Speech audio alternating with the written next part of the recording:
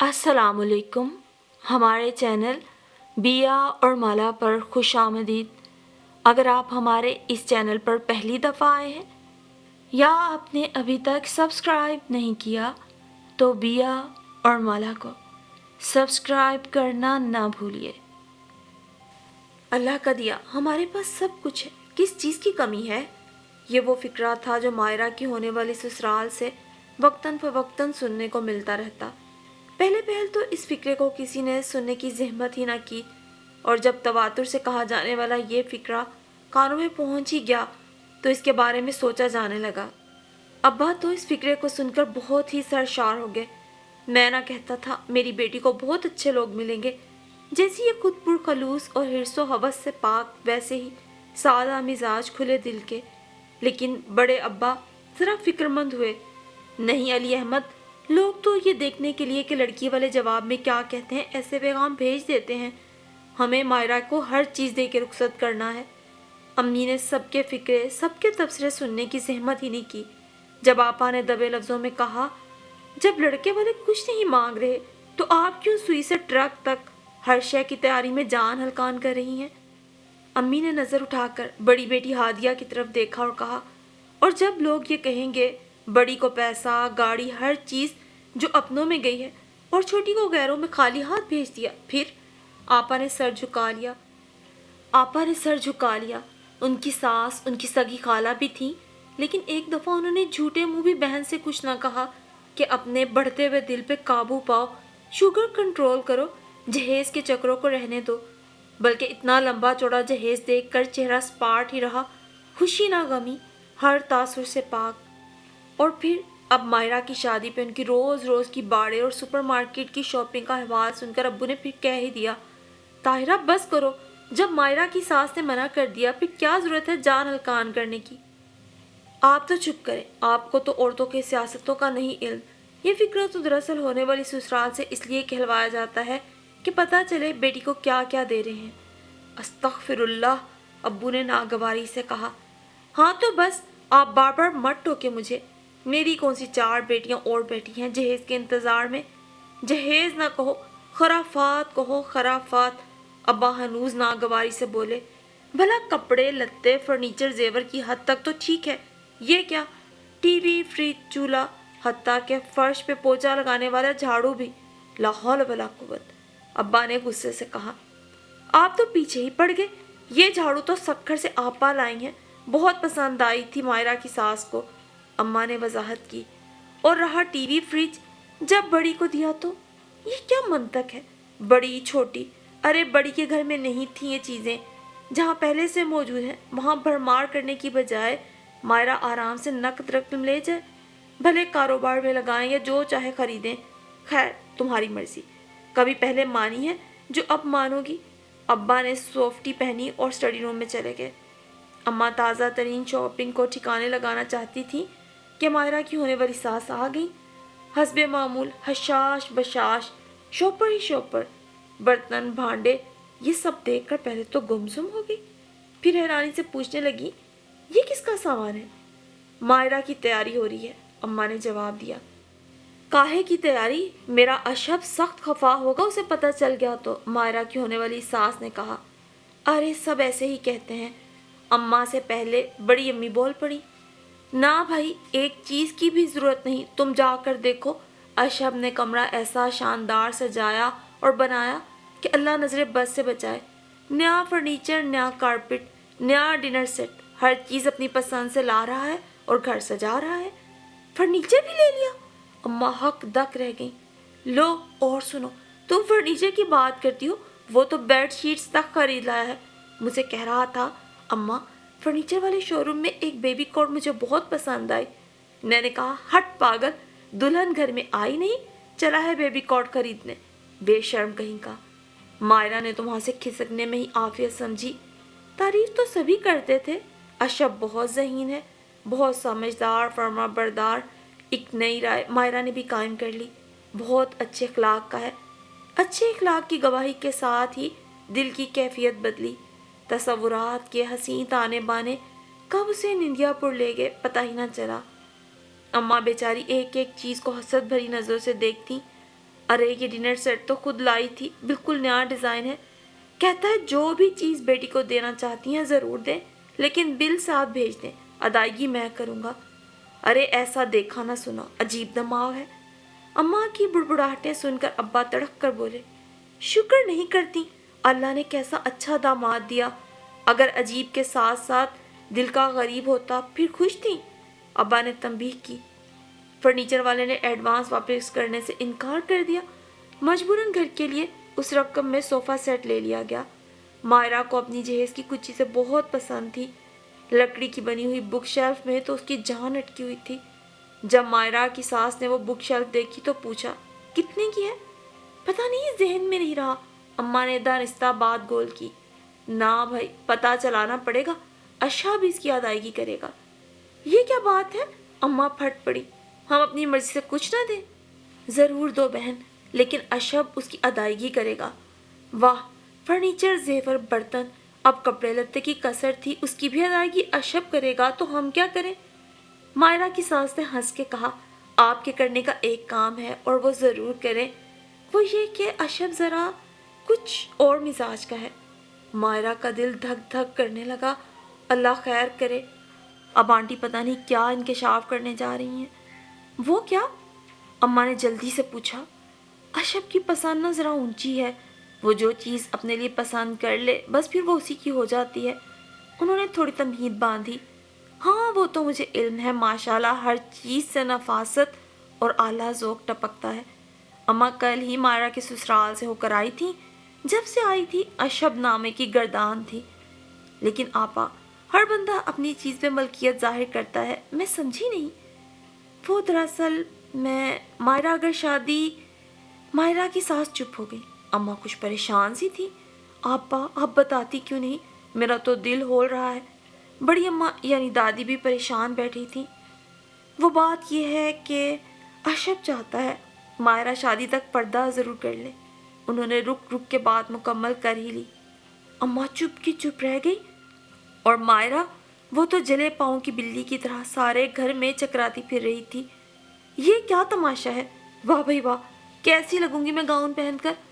مسلسل بڑبڑانے سے بھی دل کا بوجھ ہلکا نہیں ہو رہا تھا۔ جی چاہ رہا تھا جو چیز سامنے آئے کھینچ کے دیوار پہ دے مارے۔ فرمائش بھی کی تو صاحبزادے نے کیا کی، بیوٹی پارلر سے اتنا مہنگا میک اپ کروا کے خیمہ اوڑھ لو۔ سبحان اللہ، کیا منطق ہے۔ ابا کو پتہ چلا تو حسب عادت بہت اطمینان سے بولے، یہ فرمائش تو ہم نے بھی کی تھی تمہاری اماں سے رخصتی سے پہلے۔ اماں نے گھور کے انہیں دیکھا۔ ایک تو آپ موقع بے موقع اپنی ڈفلی بجانے لگ جاتے ہیں، بچی کو تسلی نہ دیں، اپنا راگ چھیڑ لیں۔ تو پریشانی کی کیا بات ہے؟ پریشانی تو تب ہوتی اگر وہ کوئی الٹی سیدھی فرمائش کرتا۔ ابا سے مایوس ہو کر اماں نے براہ راست مذاکرات کا آغاز ہمت کر کے خود ہی کیا۔ اشب بیٹا، تم تو جانتے ہو مائرہ نے کبھی پردہ نہیں کیا۔ اوفو خالہ جان، جو پردہ کرتی ہیں وہ بھی برقع یا چادر پہن کے تو پیدا نہیں ہوتی نا، اس نے دلیل دی۔ اگر وہ گاؤن نہیں پہننا چاہتی تو چادر لے لے، لیکن میں چاہتا ہوں میری بیوی با حیا با پردہ ہو، جسے لوگ پبلک پراپرٹی سمجھ کے… آپ سمجھ سکتی ہیں۔ وہ آگے کچھ کہتے کہتے جھجک گیا۔ اس کے بعد اماں کی ہر بات کے جواب میں 10 من وزلی دلیلیں آتی گئیں۔ آخر تم کیوں پردہ کروانا چاہتے ہو؟ اماں ضد ہو گئی تھی۔ اس لیے کہ میری چیز پر غیر کی نظر نہ پڑے، بڑے سکون سے کہا گیا۔ گویا جیتی جاگتی لڑکی تمہارے لیے چیز ہے۔ اماں نے چیز پہ خوب زور دے کر کہا۔ آپ جو بھی سمجھ لیں، یہ میری خواہش بھی ہے، درخواست بھی۔ اماں ناکام اور نامراد واپس آئیں۔ قائل ہوئی یا نہیں، لیکن ان کے چہرے کے تاثرات دیکھ کر مائرہ کو مشن کی ناکامی کا اندازہ ہو گیا۔ خود مائرہ اتنی اپسٹ تھی کہ اگلے دن وہ امی سے اجازت دے کر اپنی اکلوتی دوست عالیہ کے ہاں چلی گئی۔ اسے باہر جاتا دیکھ کر عرشیہ بھی ساتھ ہو لی۔ خالہ جانی میں بھی چلوں گی۔ 4 سالہ بھانجی عرشیہ اپنی امی کے ساتھ خالہ کی شادی کے لیے آئی ہوئی تھی۔ خالہ کو جاتا دیکھ کر لپک کے پہنچ گئی۔ مائرہ نے اس کی انگلی پکڑی اور گھر سے باہر نکلی۔ اشب کی اچھائی اب اس کے نزدیک مشکوک ہو چکی تھی۔ اس حد تک مداخلت، دل برابر احتجاج کر رہا تھا۔ سامنے سے رکشہ آیا تو ہاتھ دے کے روک لیا۔ عالیہ اس کی بہت مخلص دوست تھی۔ اس کے ہاں جاتے ہوئے منتشر سوچوں نے اسے بہت بے سکون کر رکھا تھا۔ خیال تھا کہ عالیہ ضرور صحیح مشورہ دے گی۔ عالیہ سے اپنا مسئلہ ڈسکس کرنے کے لیے دل و دماغ کو موزوں الفاظ فراہم کر رہی تھی کہ رکشے والے نے دانت نکالتے ہوئے کہا، بی بی جی پیٹرول ختم ہو گیا۔ مائرہ نے عرشیہ کو رکشے سے نیچے اتار کر کرائے کے پیسے دیے اور دوسرے رکشے کی آس میں وہیں کھڑی ہو گئی۔ سامنے ہی بڑا سا جنرل سٹور تھا۔ خالہ جانی چپس اور پیپسی لے دیں؟ مائرہ نے چپس اور جوس لے دیا۔ 10-15 منٹ انتظار کے بعد بھی رکشہ نہ ملا تو وہ پیدل ہی چل دی۔ اپریل ختم ہو رہا تھا لیکن دوپہر کے وقت موسم خاصا گرم ہو چکا تھا۔ چند منٹ چل کر عرشیہ کو پیاس لگنے لگی۔ خالہ جانی پیاس لگ رہی ہے، صبر کرو، یہاں تو اور دکان بھی نہیں۔ تھوڑا سا آگے چل کے دیکھا تو سڑک بلاک تھی، ٹینٹ لگا ہوا تھا اور گاڑیوں کی قطاریں بھی لگی ہوئی تھیں۔ اوہ میرے خدا، اب کیا کروں؟ وہ پچھلی گلی میں شارٹ کٹ کی نیت سے داخل ہو گئی۔ گلی ختم ہوئی تو بچوں کا پارک نظر آیا۔ وہ پارک کے دائیں جانب سے ہو لی۔ اس کا خیال تھا اگلی ہی گلی عالیہ کی ہے۔ ایک تو اسے نہ مجھے روٹ سینس تھا نہ روڈ سینس۔ وہ ماضی کے قصے یاد کرتی پارک کے دائیں جانب والے راستے پہ چل پڑی۔ خالہ جانی پیاس؟ عرشیہ نے شور مچایا۔ قریبی دکان سے اس نے مرینڈا لے دی۔ خالہ جانی یہ بسکٹ بھی لے دیں اور چاکلیٹ بھی۔ مائرہ نے چیزیں خریدیں، چند قدم بھی نہ چلنے پائی تھی کہ عرشیہ نے شور مچا دیا، خالہ جانی پیٹ میں درد ہو رہا ہے، خالہ جانی پیچھے آ رہی ہے۔ اوہو صبر تو کرو، ابھی گھر پہنچ جائیں گے۔ چل چل کے اس کے گھٹنے بھی جواب دے گئے تھے، ٹانگیں بھی جواب دے گئی تھی۔ بچی کو گود میں کیسے اٹھاتی؟ خالہ جانی پیٹ میں درد، خالہ جانی۔ عرشیہ کا الارم پھر بجنے لگا۔ شاید میں راستہ بھول گئی ہوں، نہ تو ویوز والوں کا ہورڈنگ ہے، نہ وابڈا والوں کا دفتر، نہ اقرا اسکول۔ یہ تو بالکل کوئی نئی جگہ ہے۔ خالہ جانی پیشی آ رہی ہے، خالہ جانی جلدی کرے۔ عرشیہ اچھل اچھل کے فریاد کرنے لگی، ہائے کروں تو کروں کیا؟ مائرہ کے اس سنگین صورتحال پہ ہاتھ پاؤں پھولے جا رہے تھے۔ یہ میں کس راستے پہ جا نکلی؟ خالہ جانی، عرشیہ چیخی۔ اس نے دبوچ کے عرشیہ کو گود میں اٹھا لیا۔ بس کچھ دیر صبر کر لو، ہم وہ سامنے والے بلاک میں جاتے ہیں، 1-2 جاننے والے ہیں وہاں، 1-2 منٹ بس۔ وہ عرشیہ کو تسلی دے رہی تھی اور تیز تیز قدموں سے چل رہی تھی۔ سڑک کراس کرتے ہی سیٹلائٹ ٹاؤن شروع ہو گیا تھا۔ یہی تو اس کا اپنا سسرال تھا۔ جو ہی وہ سسرالی محلے میں داخل ہوئی، آؤ ہولناک قسم کی آوازیں عرشیہ کے حلق سے برآمد ہوئی اور ساتھ ہی چند منٹ قبل پی گئی مرینڈا، چاکلیٹ، چپس دگنے ہو کر اس کے کپڑوں پہ بیل بوٹے بناتے چلے گئے۔ اف یہ کیا کر دیا عرشیہ؟ وہ اس اچانک افتاد پہ گھبرا گئی۔ اس کے سارے کپڑے الٹی سے بھرے ہوئے تھے۔ یہ کیا ہوا؟ کبھی وہ اپنے کپڑوں کا حشر دیکھتی، کبھی نڈھال عرشیہ کی طرف۔ سامنے سے اس نے اشہب کو آتے دیکھا۔ تصویر کے علاوہ اس نے ایک آدھ دفعہ ہی اشہب کی جھلک دیکھی تھی۔ یہ نہ سوچا تھا کہ آمنا سامنا ان حالات میں ہوگا۔ اشہب کو دیکھ کر اس نے پرس کی اور سے منہ چھپانا چاہا۔ زمین پاؤں کے نیچے سے نکل گئی۔ پرس غائب تھا۔ پتہ نہیں کس کالی بلی نے راستہ کاٹا تھا جو ہر کام الٹا ہو رہا ہے۔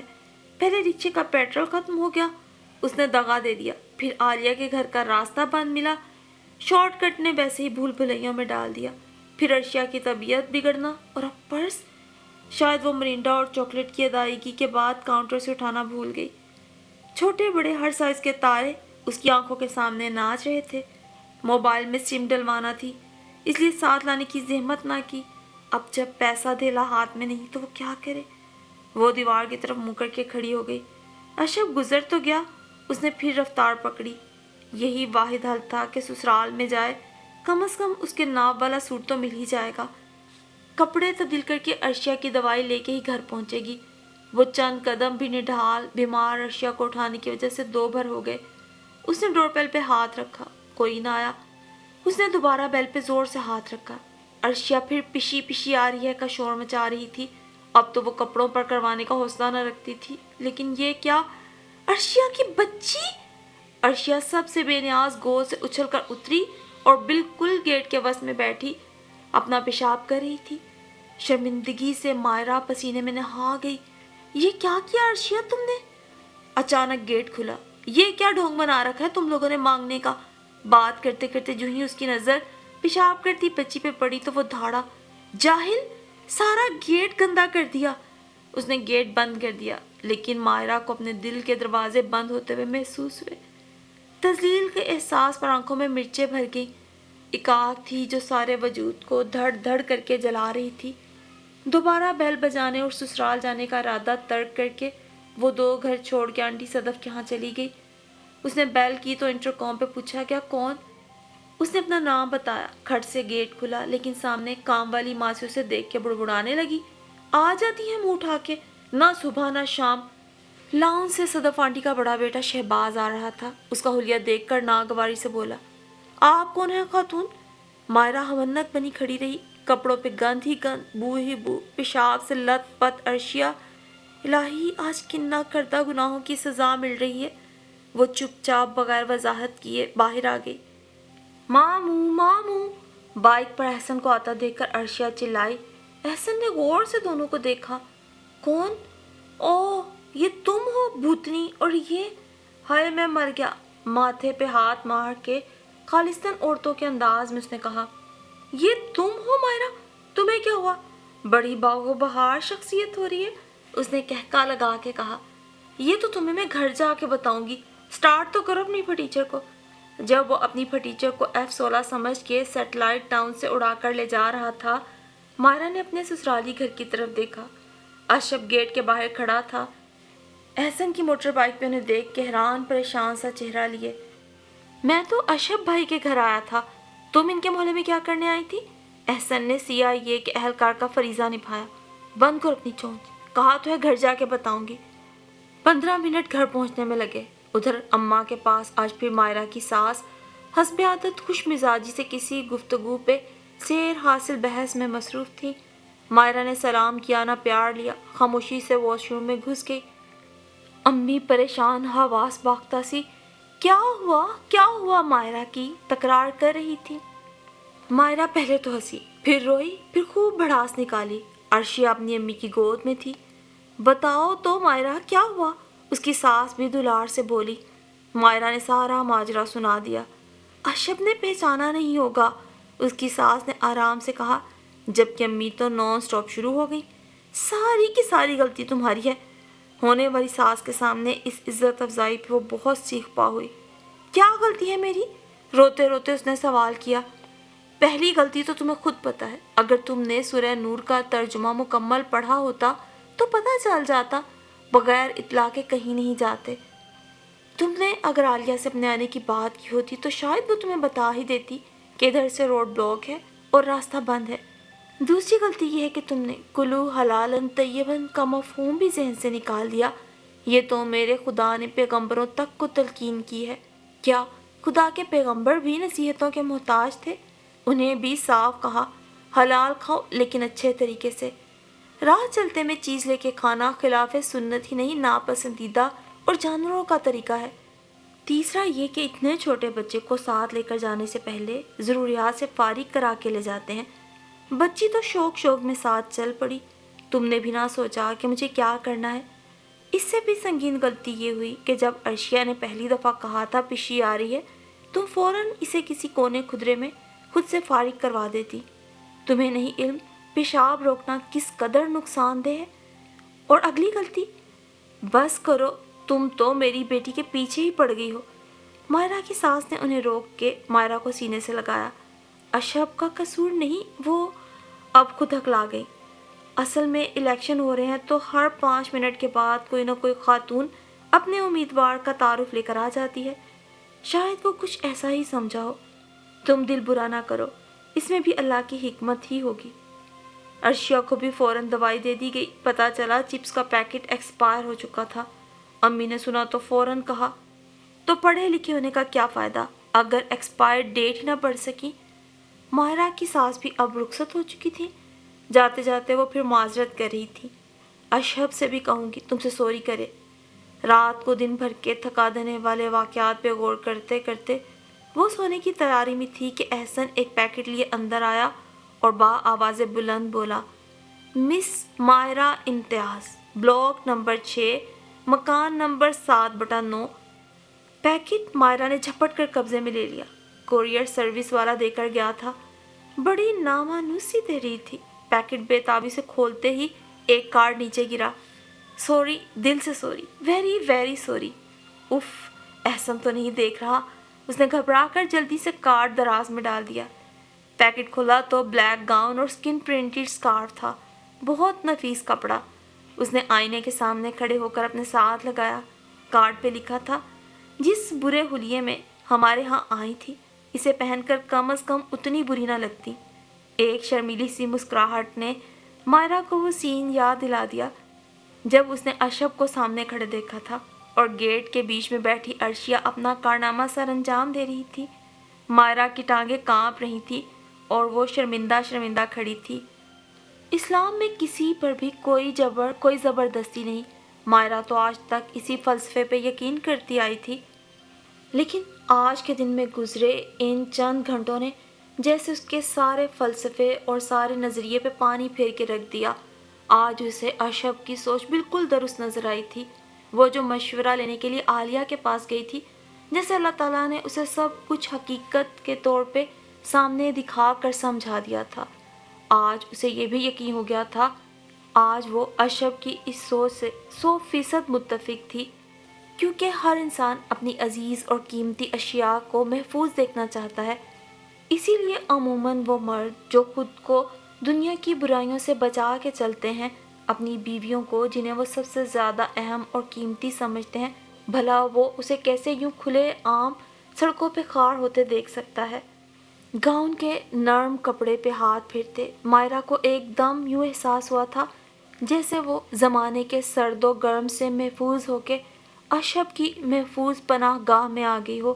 اور سچ تو یہ ہے، عورت خواہ کسی زمانے، کسی صدی، کسی بھی ثقافت کی کیوں نہ ہو، اسے ہمیشہ ایک پناہ کی، ایک قلعے کی ضرورت ہوتی ہے جہاں وہ خود کو زمانے کے سرد و گرم سے محفوظ تصور کر سکے۔ اور اگر ایسے میں سر کا سائیں، سر کا تاج ہی وہ محافظ بن جائے تو کسی بھی لڑکی کو اور کیا چاہیے ہوتا ہے۔ مائرا پورے دل سے اللہ کی شکر گزار تھی کہ آنے والے وقت میں ایسے نیک خیالات، اچھی سوچ رکھنے والا مرد اس کا جیون ساتھی بننے جا رہا ہے۔ اور مائرا کی اس کہانی کے بعد ہم اللہ تعالیٰ سے دعا گو ہیں کہ وہ اس دور پرفتن اور بے حیائی کے زمانے میں اپنی شرم و حیا کی حفاظت کرنے کی توفیق عطا فرمائے اور ہمیں قرآن کو سمجھ کے پڑھنے کی اور اس پہ عمل کرنے کی توفیق عطا فرمائے، اور ہمیں ایسے ہی جیون ساتھی نصیب فرمائے جو نیکی، ہدایت اور پرہیزگاری کے راستے میں ہمارے لیے مددگار اور معاون ثابت ہوں۔ آمین ثم آمین۔